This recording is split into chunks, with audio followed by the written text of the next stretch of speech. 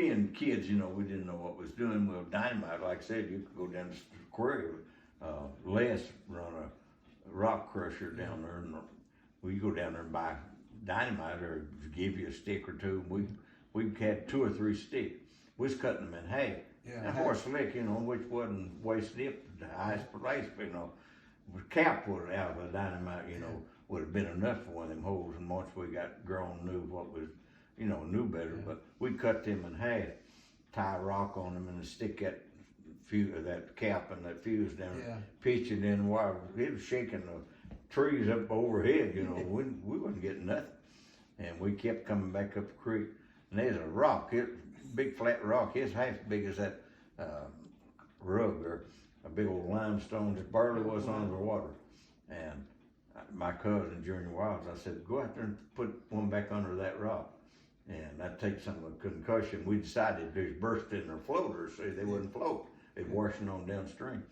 And he throwed that back onto that rock, and it turned that rock over. Boom! Well, we got a stringer full of shiners and suckers, whatever we killed, we took home and would fry them for it. You know, you talk about that dynamite. There was a place about 3 miles from where Reba lives. Yeah. Down there.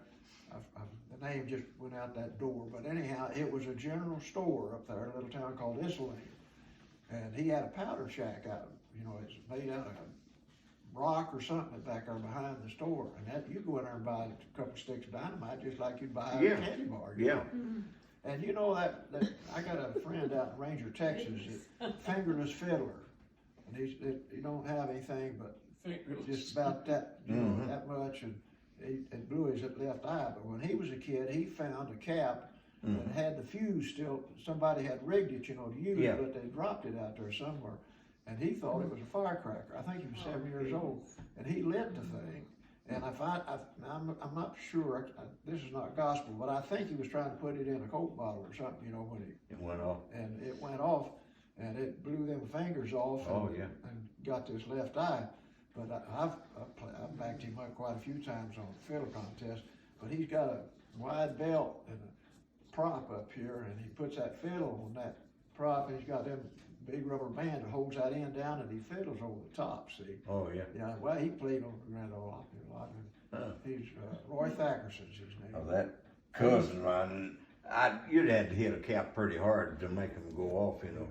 But I've seen him, most guys take a pair of pliers, some kind of crimper when they stick a fuse there. Junior stick him in his mouth, bite that down again, that fuse. I said, Lordy, Junior, that thing might, nah, he ain't going off. You'd have to hit it hard. I'll tell you. You wouldn't be nothing left in your head if that goes off, huh? Well, you know,